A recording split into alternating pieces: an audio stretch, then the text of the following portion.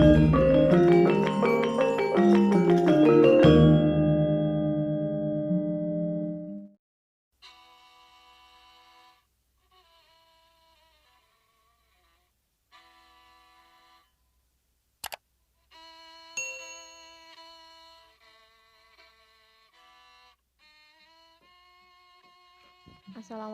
warahmatullahi wabarakatuh. Selamat pagi anak-anak semua. Sebelum memulai pembelajaran pagi hari ini, jangan lupa untuk berdoa terlebih dahulu ya.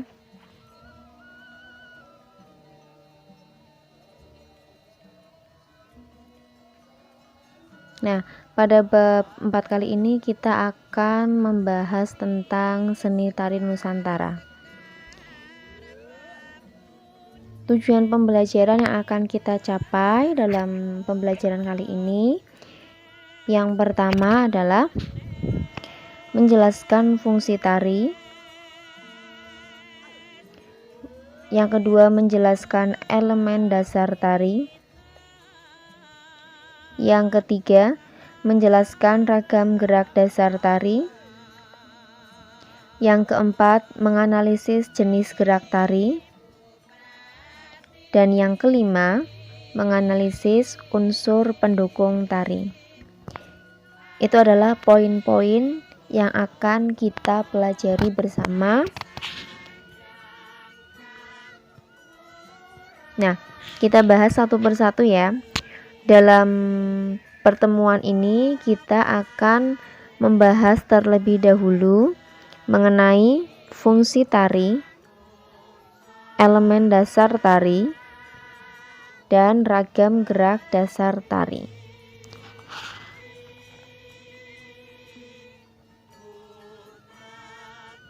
Yang pertama, fungsi tari. Fungsi tari secara umum itu terbagi menjadi 4. Yang pertama, fungsi tari sebagai sarana upacara. Yang kedua, fungsi tari sebagai hiburan. Yang ketiga, fungsi tari sebagai seni pertunjukan atau tontonan. Dan yang keempat, fungsi tari sebagai media pendidikan.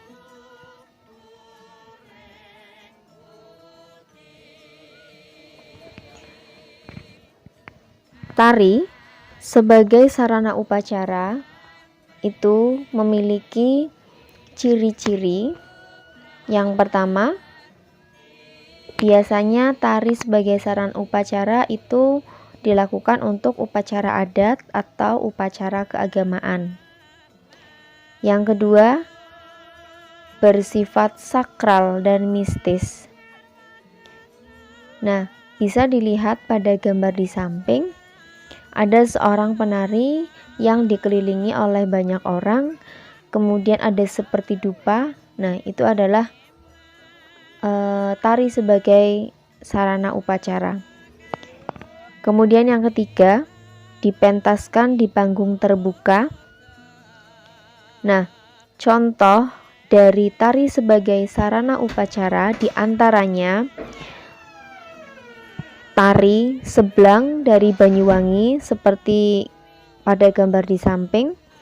Kemudian tari Pakarena dari Sulawesi Selatan, tari Bedoyo Ketawang dari Surakarta, dan masih banyak lain contoh-contoh tari sebagai sarana upacara.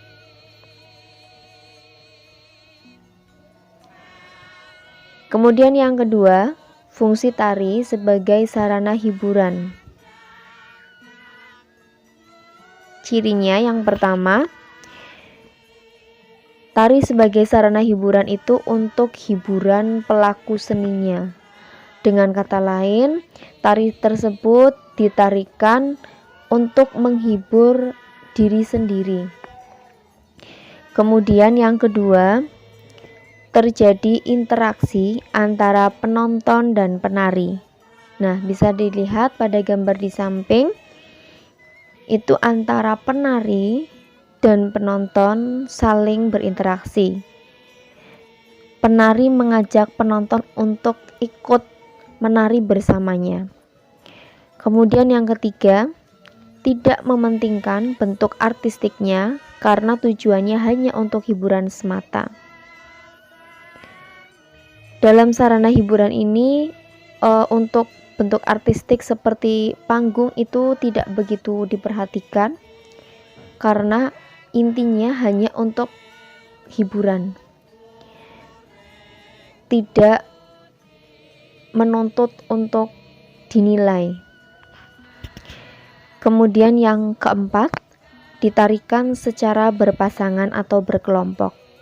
Nah, contoh dari fungsi tari sebagai sarana hiburan, contohnya adalah tari tayub seperti pada gambar di samping dari Jawa Tengah, kemudian ketuk tilu dari Jawa Barat, lengso dari Maluku.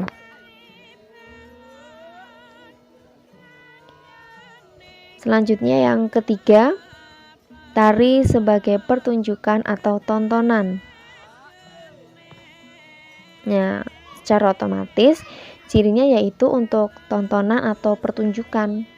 Kemudian yang kedua, pola garapan dan penataan artistik benar-benar diperhatikan dengan cermat. Nah, bisa dilihat pada gambar di samping,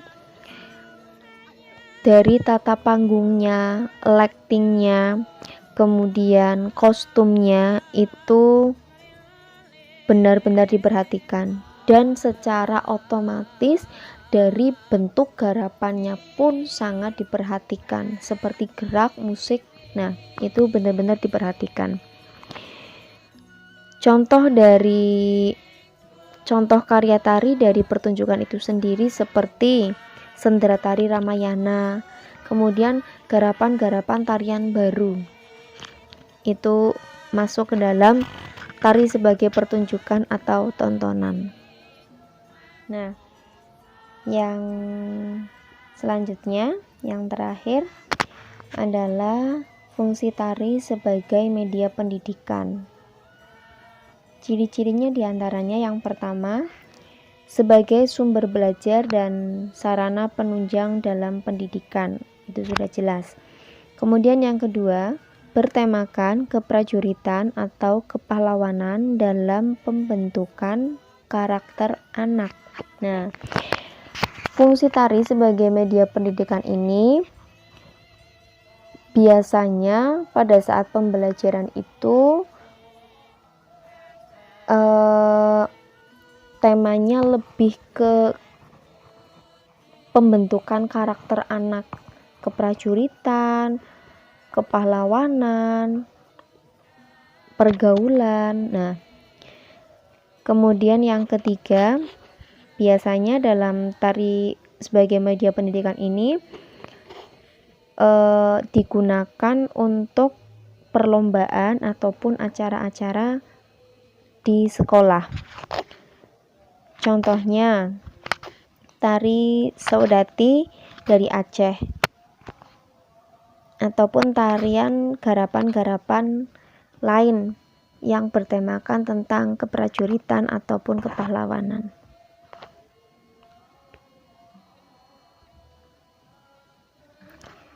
Kemudian yang selanjutnya kita membahas tentang elemen dasar tari.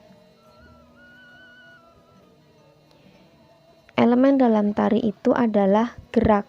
Nah, dalam gerak sendiri itu mencakup ruang, waktu, dan tenaga.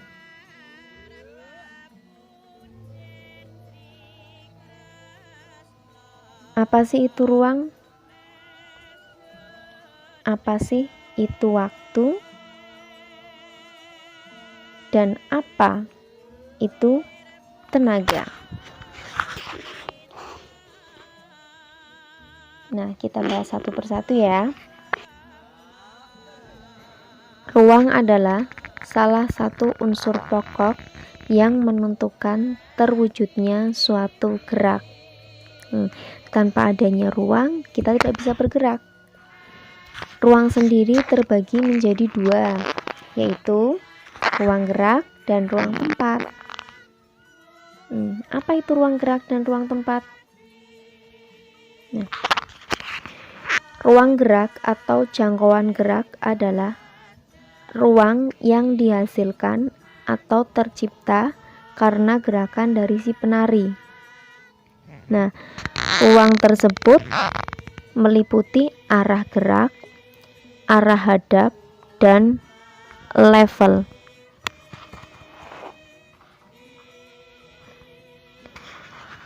Arah gerak sendiri itu seperti penari melakukan gerakan ke arah samping atau horizontal atau ke arah depan dan belakang. Kemudian untuk arah hadap itu berarti si penari tersebut menghadap kemana? Ke depan kah? Ke belakang kah? Nah, itu. Kemudian untuk level sendiri, level dalam tari itu terbagi menjadi 3 bagian. Ada level tinggi, rendah, dan sedang. Untuk level tinggi itu seperti gerakan-gerakan jinjit. Kemudian untuk level sedang itu masuk ke dalam gerakan mendak. Dan untuk level rendah itu masuk ke dalam gerakan misal seperti gerakan berguling atau gerakan jongkok itu. Kemudian yang kedua yaitu ruang tempat adalah ruang terjadinya aktivitas menari, atau bisa disebut ruang tempat itu adalah panggung.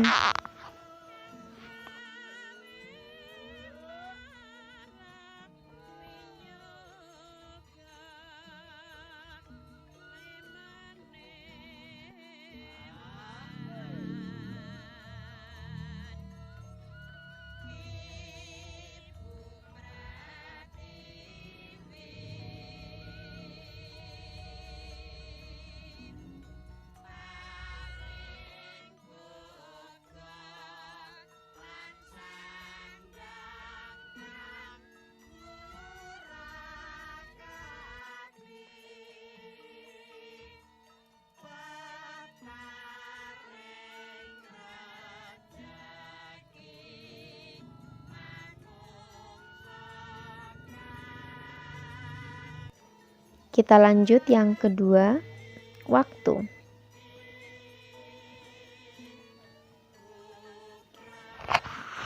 Waktu berhubungan dengan panjang pendeknya penampilan atau disebut juga dengan durasi. Berapa lama sih tari tersebut ditampilkan? 6 menitkah, 7 menitkah, dan seterusnya. Kemudian waktu tempuh untuk perpindahan gerak atau disebut dengan ritme. Dan yang selanjutnya, cepat lambatnya suatu pola gerak dengan iringan atau disebut dengan tempo. Nah, waktu itu berarti meliputi durasi, ritme, dan tempo.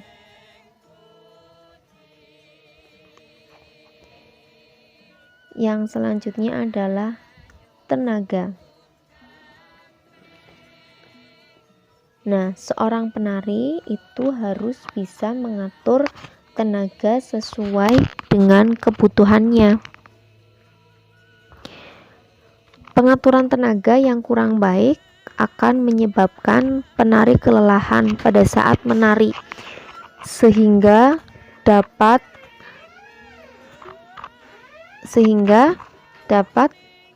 kehilangan keseimbangan pada saat harus melakukan gerak tertentu.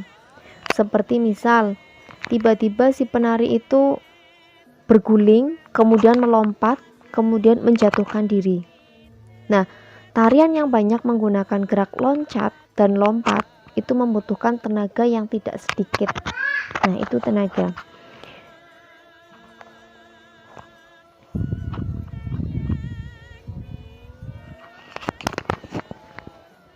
Yang selanjutnya adalah ragam gerak dasar tari.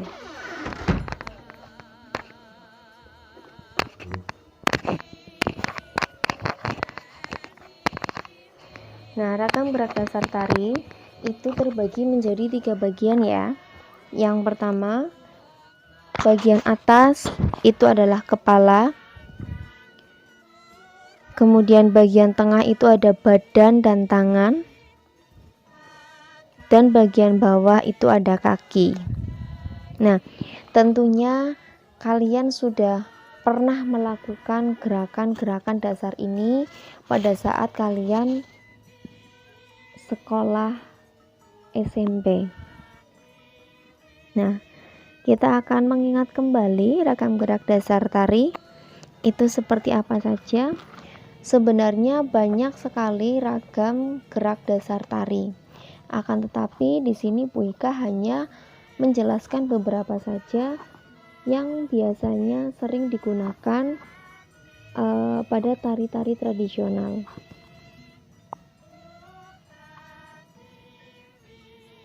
Yang pertama, bagian atas itu kepala, ada yang namanya pacak gulu. Nah, pacak gulu sendiri itu merupakan gerakan kepala yang digerakkan membentuk angka 8. Porosnya adalah menggunakan gerakan leher.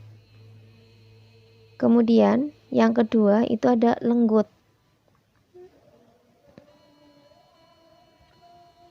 Nah, lenggut sendiri itu adalah menggerakkan kepala ke depan, kemudian kalian tarik ke belakang. Itu adalah lenggut.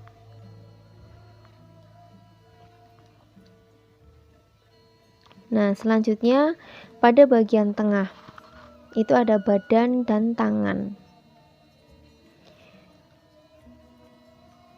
Badan itu ada yang namanya ogek lambung. Nah, ogek lambung sendiri itu ada ogek lambung kanan dan ogek lambung kiri. Ogek lambung sendiri itu menggerakkan bagian perut atau lambung kalian ke arah kanan dan kiri secara bergantian. Kemudian ada yang namanya ngerayung. Nah, ngerayung itu posisi ibu jari kalian tekuk. Nah, kemudian keempat jari kalian rapatkan, itu ngerayung. Yang selanjutnya ada nyekiting. Nah, nyekiting itu jari jempol dan jari tengah kalian satukan. Kemudian ketiga jari yang lain kalian tekuk, itu adalah nyekiting.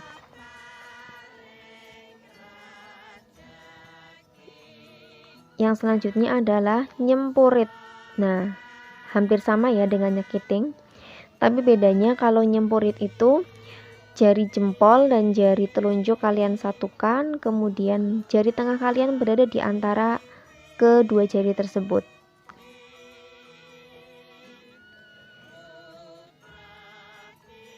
Nah, kemudian yang selanjutnya ada ukel. Nah, gerakan ukel ini adalah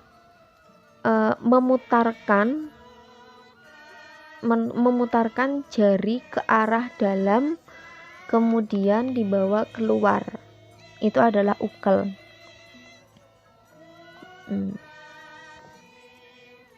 Ada lagi gerakan-gerakan yang biasa dilakukan untuk tari tradisional. Itu ada yang namanya kambeng.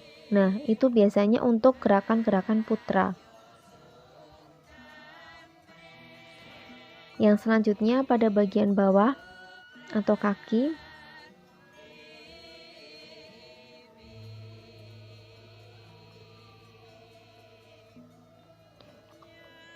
itu ada yang namanya kengser. Nah, kengser itu bergerak ke samping kanan ataupun kiri membentuk huruf V, A, V, A.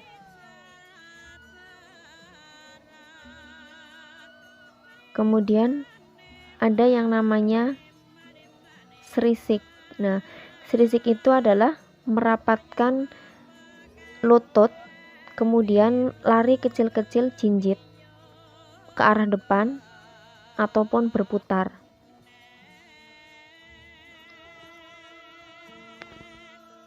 Kemudian ada yang namanya junjungan. Nah, junjungan itu berarti mengangkat salah satu kaki lurus ke samping dan ditekuk membentuk siku.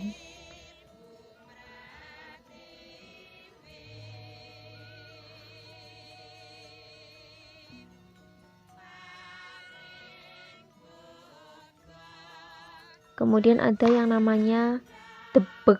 Nah, debek itu berarti menghentakkan telapak kaki bagian ujung ke bawah. Itu adalah debek. Kemudian gejuk. Gejuk adalah menghentakkan ujung kaki kalian ke belakang. Itu gejuk.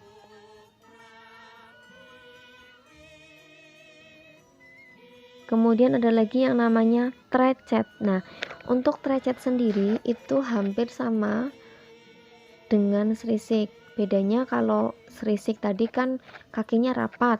Nah, kalau trecet ini adalah kakinya terbuka lebar ke samping, jinjit, dan arahnya itu ke arah samping kanan ataupun kiri.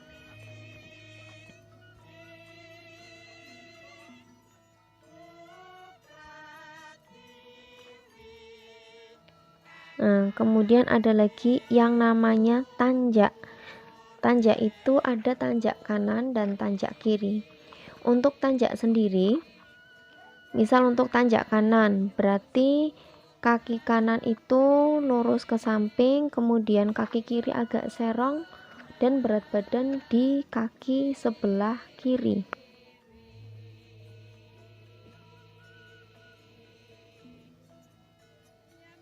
Nah, dan ini adalah gerakan dasar tari pada tari tradisional yang wajib kalian lakukan dan kalian ketahui. Itu ada yang namanya mendak. Nah, ini sebenarnya adalah gerakan yang paling wajib dalam tari tradisional. Mendak itu berarti menurunkan tubuh kalian ke bawah atau posisi lutut itu ditekuk, tapi posisinya tidak rapat tapi terbuka. Itu adalah mendak. Ini adalah gerak dasar tari yang benar-benar harus kalian ketahui.